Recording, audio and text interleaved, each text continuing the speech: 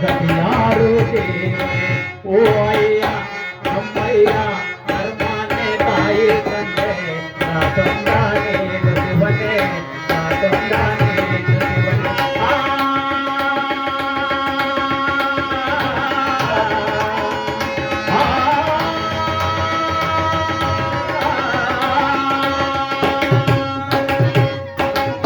ಮತ್ತೆ ಭಿಕ್ಷೆಯನ್ನು ಮಾಡುತ್ತಿದ್ದಾರೆ.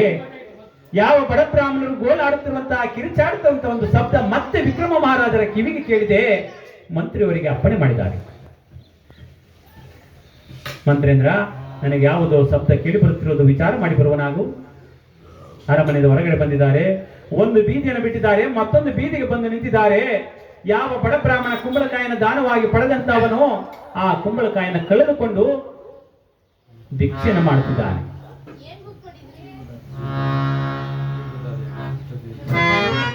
ಅಯ್ಯ ದಾರಿದ್ರ್ಯನೇ, ದೇಶಿಕನೇ, ನಾವು ನಿಮಗೆ ಕೊಟ್ಟಂತಹ ಕುಂಬಳಕಾಯನ್ನ ಎಷ್ಟು ಲಕ್ಷಕ್ಕೆ ಮಾರಿದೆ, ಎಷ್ಟು ಸಾವಿರಕ್ಕೆ ಮಾರಿದೆ? ಪ್ರಭು, ನಾನು ಓರ್ವ ಭಿಕ್ಷುಕ ಪ್ರಭು.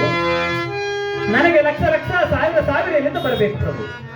ಈ ನಿಮ್ಮ ಉಜ್ಜಯಿನಿ ನಗರದಲ್ಲಿ ಕೇವಲ 2 ಆಣೆಗೆ ಕ್ರಯವನ್ನು ಮಾರಿ ಆ 2 ಆಣೆಯಿಂದ ನನ್ನ ಉದರವು ತುಂಬದ ಕಾರಣ, ನನ್ನ ದರಿದ್ರವು ಅಥವಾಗದ ಕಾರಣ ನಾನು ಮತ್ತೆ ನನ್ನ ಕಾರ್ಯವನ್ನು ಮುಂದುವರಿಸಿದ್ದೇನೆ ಪ್ರಭು.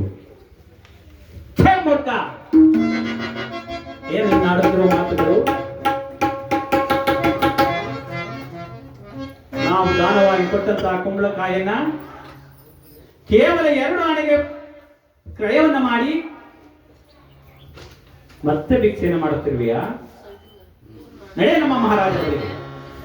ಆಗಬಹುದು ಪ್ರಭು.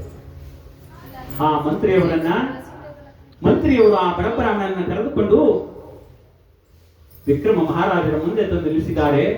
ಅವರಿಗೆ ದೂರನ್ನು ಹೇಳಿದ್ದಾರೆ. ವಿಕ್ರಮ ಮಹಾರಾಜರು ಹೇಳುತ್ತಿದ್ದಾರೆ, ಅಯ್ಯ ದೇಶಿಕನೇ, ನಾನು ನಿನಗೆ ಕೊಟ್ಟಂತಹ ಕುಂಬಳಕಾಯಿನ ಎಷ್ಟು ಲಕ್ಷಕ್ಕೆ ಮಾರಿದೆ, ಎಷ್ಟು ಸಾವಿರಕ್ಕೆ ಮಾರಿದೆ?